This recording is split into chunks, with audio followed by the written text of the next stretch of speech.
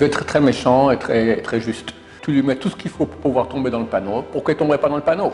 On n'a pas encore inventé le savon qui nettoie les images qu'on a vues, même des fois il y a 50 ans. Ça ne marche pas le moitié-moitié. Les enfants sont authentiques, ils sont pas bêtes. L'éducation, c'est pas qu'est-ce qu'on dit, c'est qu'est-ce qu'on est. Comment tu veux donner une éducation avec des valeurs alors que tu empoisonnes ton gosse? Mais tu pries et tu pleures et tu as le portable. Tu donnes le portable, moi je comprends pas.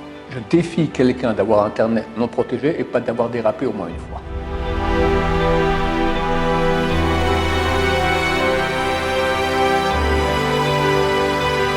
Ce jour dédié pour Refoua Shema, la guérison rapide et la réussite de l'opération de Yosef Chaim Ben Eva Bezrat Hashem. La question d'Israël. Oui, on voit que les enfants sont de plus en plus pris par tous les réseaux sociaux, par toutes les technologies d'aujourd'hui, et qu'on sait que malheureusement ça les salit plutôt qu'autre chose. Est-ce qu'il y a, comment on peut justement essayer d'éduquer les enfants pour qu'ils puissent rester dans la Torah sans avoir ce genre de tentation qui obligatoirement sont en train de les salir? Est-ce qu'il y a je sais pas, leur faire aimer la Torah pour pas que... Je comprends pas la question. Je vais expliquer pourquoi je comprends pas. Je vais être très méchant et très juste. La Gemara, elle dit, prends un jeune homme, habille-le avec des beaux habits, parfume-le, donne-lui une bourse d'écus et mets-le en face d'une maison de passe, de prostituées. Que fera le jeune homme pour ne pas pécher? Un type, il a des tentations, l'homme, il a des pulsions, tu lui mets tout ce qu'il faut pour pouvoir tomber dans le panneau. Pourquoi il ne tomberait pas dans le panneau? Je ne sais pas comment on peut réussir une éducation avec les appareils technologiques qui sont branchés à Internet. À mon avis, c'est impossible. De toute façon, le gosse, il va déraper. Si les grands dérapent, les grands, j'avais une fois un élève, il a 30 ans, d'accord, qui était un grand en Internet. Il va commencer un peu à me brancher, etc. Pas d'avoir les portables, mais commencer à parler sur Internet, etc. Il m'a dit, je défie quelqu'un d'avoir Internet non protégé et pas d'avoir dérapé au moins une fois. Attends, tu dérapes une fois. Comme m'a dit une fois mon rave, on n'a pas encore inventé le savon qui nettoie les images qu'on a vues, même des fois il y a 50 ans. Alors le gosse, qui n'a pas toutes les barrières qu'un adulte a, comment il ne va pas tomber dans le panneau et bousiller? Alors le monde orthodoxe au Hachem interdit les portables, point barre. Si on veut vraiment réussir l'éducation des enfants, bah c'est ça. Pas autrement. Et pas mettre dans une école où tous les enfants ont un portable. Parce que le gosse qu'on n'aura pas, il va se sentir frustré, après il va faire encore pire. Voilà, ça c'est la vraie réponse à ta question. On peut pas, ça marche pas le moitié-moitié. Ça marche pas. Le moitié-moitié, il va faire que le gosse, il aura un peu de Torah et un peu pas, et son fils à lui déjà. Ou lui, il va quitter un beau jour, ou son fils. Les enfants sont authentiques, ils sont pas bêtes. L'éducation, c'est pas qu'est-ce qu'on dit, c'est qu'est-ce qu'on est. Qu'est-ce qu'on est? J'ai entendu ce Shabbat que comment il s'appelait, le Maguide de Douvna. C'était un grand rabbin qui faisait du Moussar à l'époque du Gaon de Vilna. Il faisait du Moussar au Gaon de Vilna. Et un jour, il range au Gaon de Vilna, il lui dit comment on fait pour éduquer? Alors, le Gaon lui a dit on ne peut pas aller utiliser la remarque, d'accord, agressive. C'est pas bien ce que tu fais, tatati, tatata. Ça marche pas parce que ça crée une réaction chez la personne qu'on veut éduquer. Alors, il dit comment tu fais? Tu prends un grand vase et tu mets beaucoup de petits vases à côté et tu le remplis, tu remplis. Au bout d'un moment, il va déborder et ça va couler dans les petits vases. De même, le grand vase, ça symbolise les parents et ils vont agir de façon juste en pratiquant la Torah. Les enfants vont voir ça et tu n'as pas de meilleur exemple que l'exemple des parents. Il n'y a pas meilleur. Alors, si le parent il est authentique, il est droit, et les enfants ils voient très très bien, ils sont très très droits. Si papa il dit il faut faire, puis tout coup il voit que tout à coup il y a un truc qui n'est pas tout à fait cachère, le papa il commence à hésiter, oui, non, le gosse ça l'imprime. Et il comprend qu'il y a le discours et il y a comment on se comporte. Et on peut avoir un discours différent de ce qu'on comporte. Ben, il aura la même chose. Il va copier les enfants, c'est ça l'éducation. Mais s'il voit les parents dans une occasion où maintenant la Torah dit qu'il ne faut pas, et eux, ils ont très grande motivation ou envie ou pulsion de ne pas faire ce que dit la Torah. Mais on ne touche pas. Torah, c'est sacré. C'est au-dessus de tout. Ouais, on ne discute plus. Ben, terminé. D'accord? Ça va les imprimer. Tu n'as pas de meilleure éducation que cela. Maintenant, le Yetzer Hara, aujourd'hui, donc le grand côté du mal de toutes les forces impures, il a créé les smartphones. C'est l'invention du Yetzer Hara, la pire de toute l'histoire. La Gemara, elle dit, comment tu mets un jeune homme devant une maison de prostituées? Aujourd'hui, il n'y a plus besoin de cela. Comment tu mets un jeune homme devant cet appareil? Parce que la maison de prostituée, il faut encore rentrer, il faut payer, je ne sais pas comment ça se passe là-bas. Il y a un certain processus, d'accord, pour arriver chez la prostituée. Là, tic! Excuse-moi, même pas tic, c'est elle qui vient vers toi. Il y a des trucs de malade, d'accord? C'est elle qui vient vers toi. Alors, je ne comprends pas. Comment tu veux donner une éducation avec des valeurs alors que tu empoisonnes ton gosse? Ça peut marcher? Oder. Mais alors, qu'est-ce qu'on fait? On fait avec son temps. Tout le monde a ça. J'ai pas de solution. Il y a pas une... Au moins, bien sûr, les filtres. Mais même les filtres. D'abord, les filtres, tout se craque aujourd'hui, d'accord? Tout se contourne.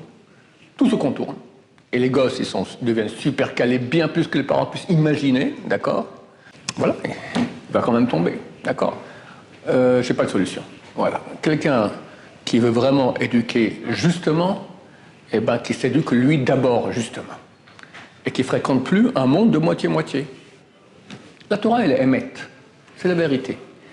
Proche la vérité, c'est mensonge. Voilà. Il n'y a pas une possibilité, malgré tout, d'éduquer. Alors bien sûr. Qui sont aussi ok, alors on va dire maintenant, ok, alors passons au deuxième chapitre. Quelqu'un ne peut pas, pour raison X, Y, Z, que je n'arrive pas à comprendre, mais il dit, ok, moi je veux quand même avoir un pied dans la mouise, d'accord? Bon, alors, est-ce que c'est mieux ça que entièrement dans la mouise? Non, alors ok, mieux vaut alors éduquer, même avec les problèmes qu'il y a, sachant que le résultat, il ne sera pas excellent, mais bon, c'est mieux ça que rien. Admettons, d'accord? Je ne suis pas certain, mais admettons. Alors, comment éduquer? J'expliquais. La meilleure éducation, c'est lorsque les enfants verront le comportement des parents et ils voient très, très bien, les enfants sont extrêmement lucides, très, très lucides. Ils verront un comportement authentique, vrai, pas mensonger. Ça va les impacter, d'accord? Un Shabbat à la maison. Il y a peu de moments qui sont aussi éducatifs qu'un Shabbat à la maison en famille. D'accord? De quoi on parle à table? On parle de politique, on parle sur les gens, on parle de Torah. Ou bien on parle de Torah. Et de Torah, des choses intéressantes. Les enfants voient que le papa, il raconte des belles choses et il est lui-même, des fois c'est la corvée. Le Rav Shai, il a dit, il faut livre Torah, allez, on fait des livres Torah maintenant. Mais tout le monde voit que les enfants ça nous casse les pieds. Il y avait un cas, c'est un des grands éducateurs israéliens. À 20 ans, il a fait une cassette comme ça, j'avais écouté. Il avait dit que dans une école, comme une Torah, religieux, on demande aux enfants qu'est-ce qui est le plus important dans la vie. Un dit la Torah, un dit la prière, un dit les bonnes midot, un dit le tchulent. Tchulent, c'est comme on dit ça en français, le hamin, d'accord, la shrina. Ah, ils étaient vachement étonnés. Comment ils donnent une réponse pareille? Ils ont fait une petite enquête. Il s'avère que le gosse, il a appris que la chose plus importante dans la vie d'un juif, c'est la Torah. Et son père, Shabbat, fait un devoir Torah. Mais la mère, au milieu du devoir Torah, elle amène le hamin, elle amène le tchulem, d'accord, la shrina. Et là, le père, ok, bon, c'est bon, allez, hop, on arrête la Torah, on passe au hamin. Donc, qu'est-ce qui est plus important, le hamin, la shrina ou la Torah? La shrina, il fait un calcul tout bête. Son père ne lui a pas dit ça, la shrina c'est plus important que tout dans le monde. Au contraire, la Torah. Mais le gosse, il voit un comportement. Donc il comprend qu'est-ce qui est plus important, la Torah ou la shrina? La shrina, terminé. C'est un exemple extraordinaire de qu'est-ce qu'un comportement et qu'est-ce qu'un message. Si, pour la Torah, il y avait une autre histoire que je racontais. Le Rav Zilberstein, c'est le beau-frère de Rav Chaim Kanevsky, il donne un cours tous les soirs à des balais bâtiments, à des gens qui travaillent la journée. Et un type qui venait là-bas tous les soirs étudier. Après 5 minutes, il se met sur la table, comme ça, à vautrer, pendant 2 heures ou 1h30 de cours, il ronfle. Bon, 1 mois, 2 mois, 6 mois, 1 an, 2 ans. Puis un beau jour, le Rav lui dit, écoute, je sais pas pourquoi tu viens ici, j'apprécie, mais bon, bah, tu dors, reste chez toi, c'est mieux, prends un oreiller, tu seras dans ton lit, ce sera bien mieux. Et non, non, je veux que mes enfants voient que je sors à étudier la Torah, qu'ils comprennent que c'est super sacro-saint. D'accord? Bon, c'est un peu un menteur, parce qu'il ne vient pas étudier la Torah. Mais au moins, il monte, il fait un effort, parce que c'est vrai que dormir au shiur, c'est moins grave que sur son oreiller. Il montre un exemple à ses enfants que la Torah, c'est super important. Moi, que je suis très fatigué, après le travail, je vais travailler. L'enfant, ça va l'impacter, c'est un acte éducatif. Oui, mais à l'adolescence, il va se rendre compte du mensonge, il va se dire... Je ne sais pas, il va se rendre compte. Pourquoi? Il va venir au cours voir que son père dort. Même s'il voit ça, il va comprendre que son père, il donne une qualité à la Torah, que même s'il va faire des efforts, il s'endort. Voir comme Mishkan, il s'endort. Il est fatigué, mais il aurait pu dormir dans son lit. Il va quand même au shiur de Torah. Comment on fait aimer justement un enfant la Torah? Si tu aimes la Torah, c'est-à-dire soi-même en fait. si toi tu aimes la Torah, il va aimer la Torah. Si tu n'aimes pas la Torah, il ne va pas aimer la Torah. Il n'y a pas de tour de baguette magique, il n'y a pas de que faire. Il y a certainement beaucoup d'erreurs que font les parents. Il faut comprendre que je vous donne à des jeunes gens de 23, 24, 25 ans, d'accord, déjà être parents, alors qu'ils ne savent rien de la vie. Ils vont faire des erreurs, c'est normal. C'est pour ça que le fils aîné reçoit dans l'héritage double que les autres, parce que le pauvre, qu'est-ce qu'il reçoit? C'est le commun, d'accord? Mais en fin de compte, d'accord, ce qu'on est, c'est ce qu'on transmet. Donc si quelqu'un veut maintenant réussir l'éducation des enfants, alors bien sûr, d'autres choses à faire. Il faut prier beaucoup pour les enfants. Il faut éduquer avec amour les enfants, pas méchamment, pas avec les coups, pas avec les remarques. Des fois, les remarques, ça fait plus de mal que les coups. D'accord? On peut bousiller des gens avec les remarques. Bousiller. Mais si quelqu'un ne fait pas ces erreurs-là, et il est aimant, et il est lui-même authentique, le gosse, il va pousser tout droit. Il n'y a aucune raison qu'il aille tordu. Aucune. Tu lui mets dans les mains maintenant le Gehenam, l'enfer. Ah, pourquoi il n'irait pas là-bas? Je ne comprends pas. Tu comprends que c'est les fabricants d'Internet et tout ça, qui ne sais plus les grands noms là, d'accord? Ils ont interdit à leurs enfants d'avoir un smartphone. Interdit! Pourquoi? Parce qu'ils savent à quel point c'est pernicieux, c'est dangereux, c'est addictif, etc. Mortel, la mort, et des goïms. Alors nous, jamais je mort. Et un adolescent, la même chose, où il a quand même plus de conscience, un adolescent, donc même s'il est dans un... Les grands tombent dans le panneau. Tu sais combien il y a de familles religieuses ici en Israël, orthodoxes, des Rachel Kolim, des gens avec des grandes barbes, des gens qui étaient des tzadikim, sont tombés dans le panneau. Ils ont dû avoir un smartphone, pour toi, ils commencent, après dans les toilettes, machin, puis un beau jour, ils partent avec la Goya. Personne ne comprend rien. Les meilleures familles, à cause de cet appareil maudit. Qu'est-ce qu'il y a là-dedans? Ah, c'est vrai qu'il y a aussi des cours de Torah, tout ça, mais à 99%, c'est tout la saleté, les plus nauséabondes du monde sont là-bas. Alors pourquoi il n'irait pas voir le gosse? Sauf qu'il est intéressé, tu comprends? On lui ouvre des horizons nouveaux. Donc il va voir. Il ne faut pas rêver. Il est intéressé parce que justement, on n'a pas réussi à lui donner la Torah. C'est pas comme ça que ça marche. C'est pas comme ça que ça marche.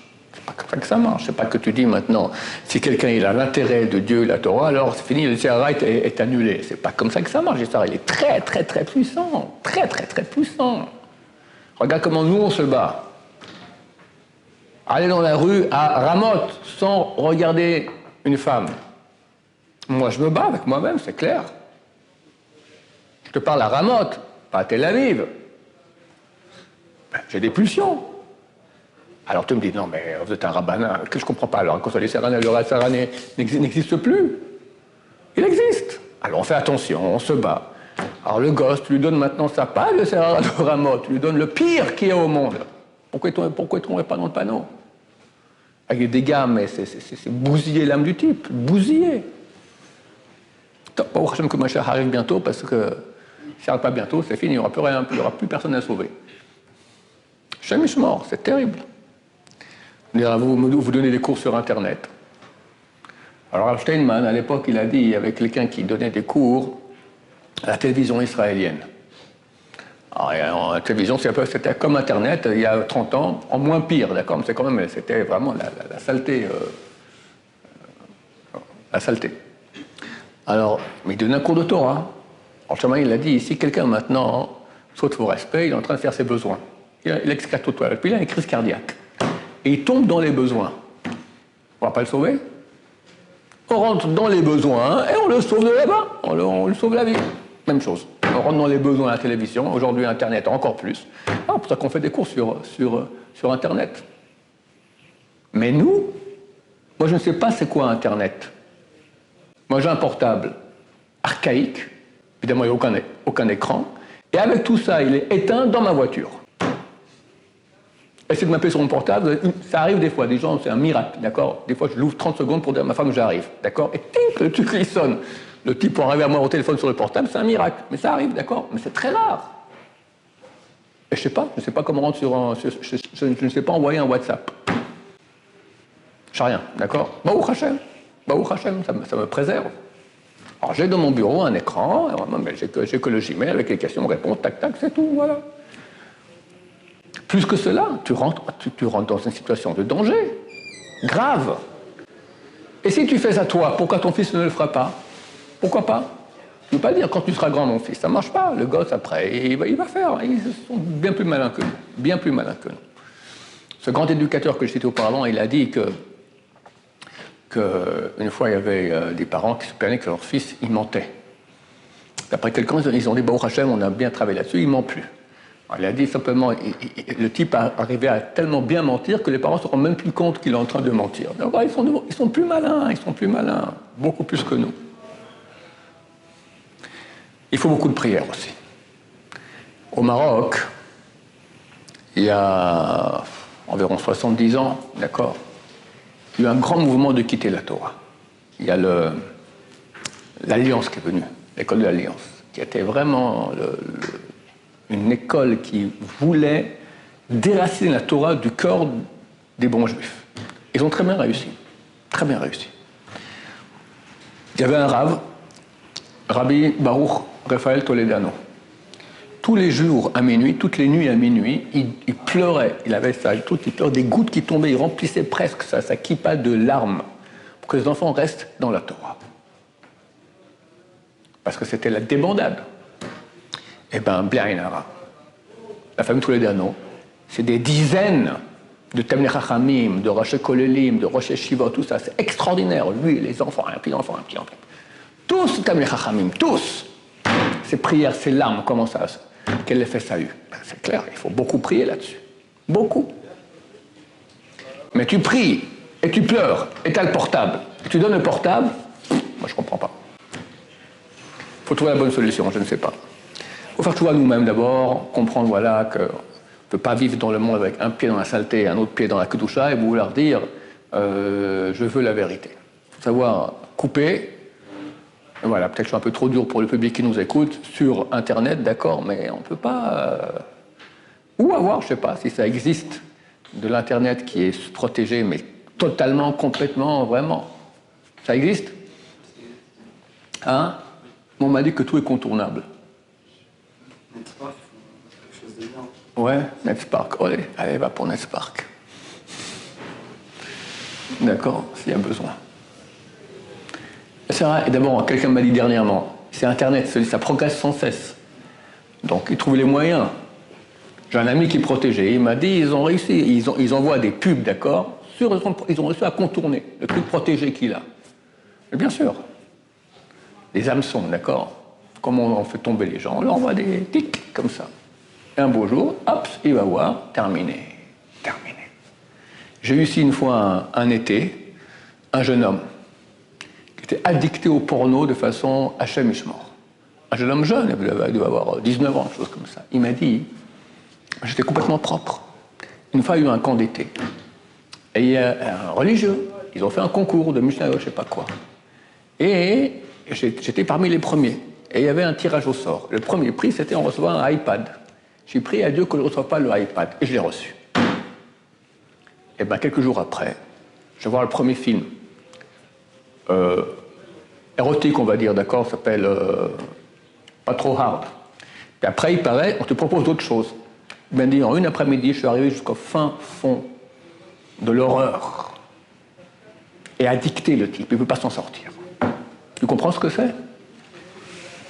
Tu me dis, moi, ça ne m'arrivera pas. Ok, tu as de la chance. Mais combien tombe dans le panneau? Pour moi, ça, c'est une grande question de se dire pourquoi, quelque part, même vous allez me dire, ouais, il faut que tu mérites et tout ça, tout. Mais comme ça, vous dites des belles âmes qui veulent justement tout servir à Hachem, qui veulent justement tout aider. Et en fin de compte, Hachem, il va les mettre dans des épreuves où presque il sait qu'ils ils tombent, c'est obligé. Il y a déjà assez de gens sur Terre qui font n'importe quoi. Pourquoi en plus toucher des belles âmes comme ça qui veulent s'en sortir et tout ça? C'est Hachem, il est dur à ce moment-là, quelque part, dans la relation quand on veut se rapprocher de lui. Hachem, il est juste. Hachem, il est juste et on n'a aucune chas shalom, on n'a aucune protestation à avoir envers Hachem. Oui.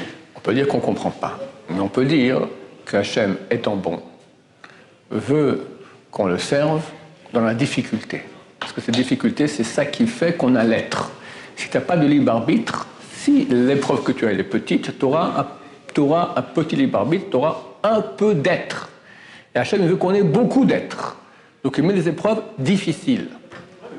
Mais de la personne à qui mais il n'aurait pas pu. Alors, il reçoit le iPad, il le fout loin, terminé. Je ne comprends pas. Le iPad, c'est se mettre en face de la maison de passe, voilà, je suis là. Et je ne fais pas de péché. Ah, tu tiens un jour, 2 jours, 3 jours, à la fin, tu tombes dans le panneau. Il ne faut pas rêver. Yosef Hatzadik, d'accord? Il a résisté avec la femme.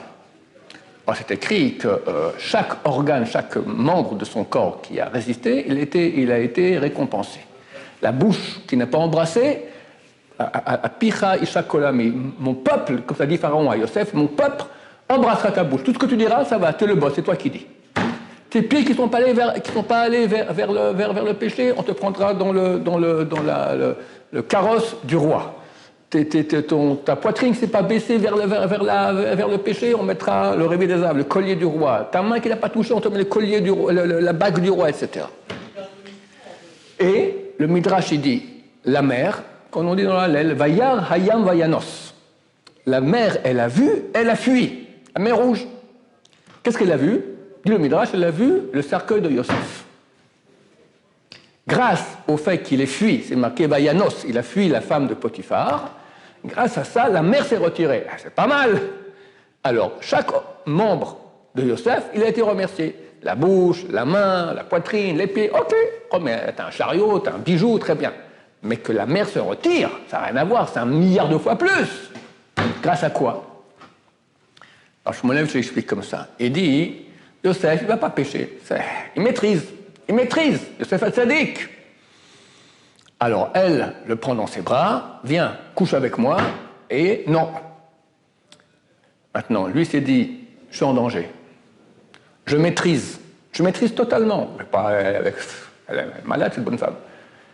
Je peux rester encore. Non, mais je suis ici en danger. Je ne me mets pas en danger pour rien. Et il fuit.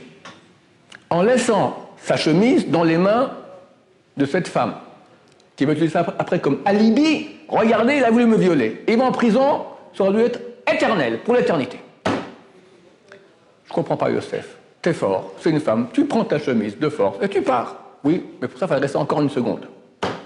Je ne reste pas. Pourquoi?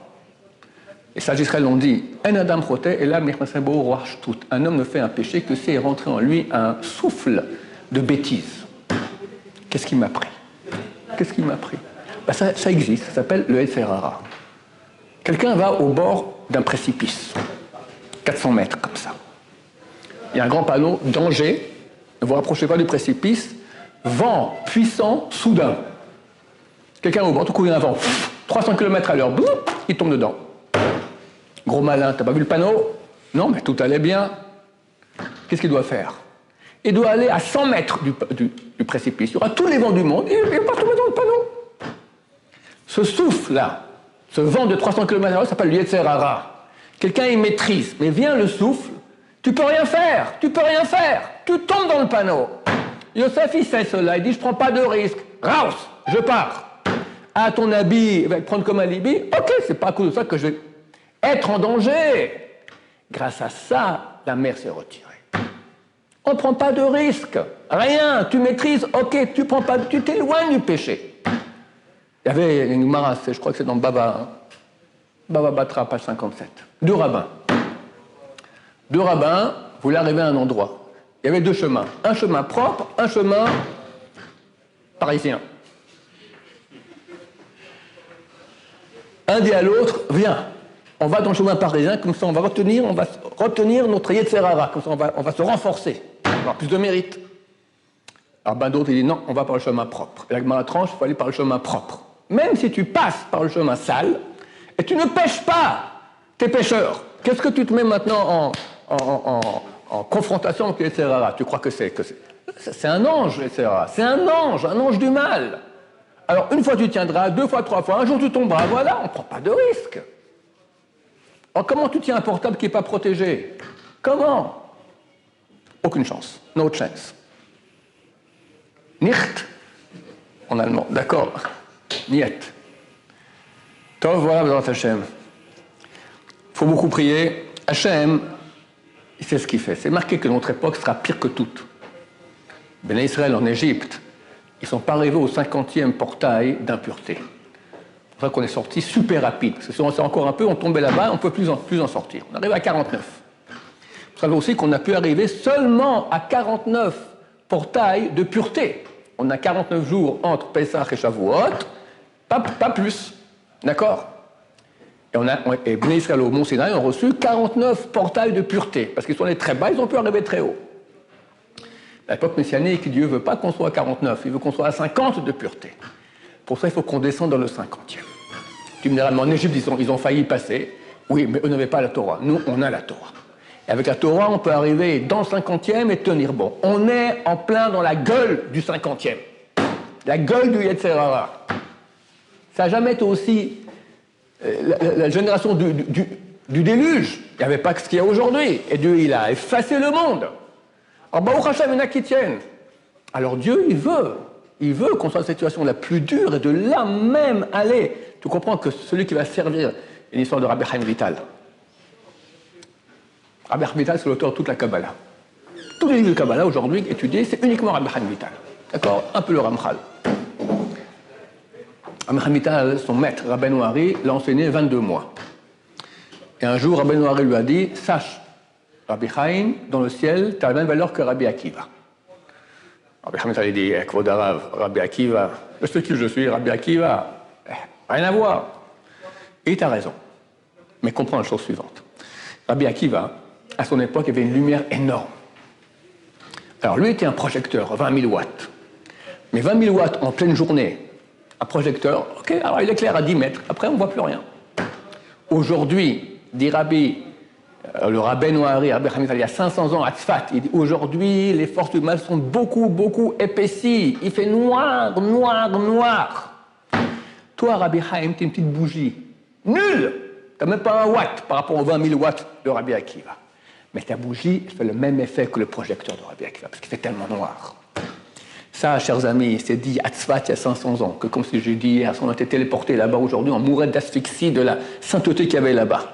Alors aujourd'hui, qu'est-ce qu'on va dire?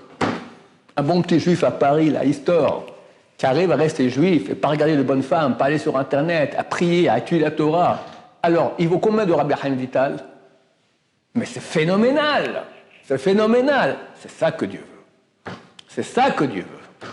Alors l'épreuve, elle est là. Bien sûr, ce monde-là, c'est le monde de l'épreuve, c'est vrai. Mais il n'y a aucune épreuve que Dieu donne à quelqu'un qui ne peut pas surmonter. Ça n'existe pas. Et quelqu'un fait attention. Il ne va pas prendre de risque. Il sera comme Yosef Hatzadik, que la mer va se retirer grâce à lui. Baruch Adonai, l'olam, amen va amen.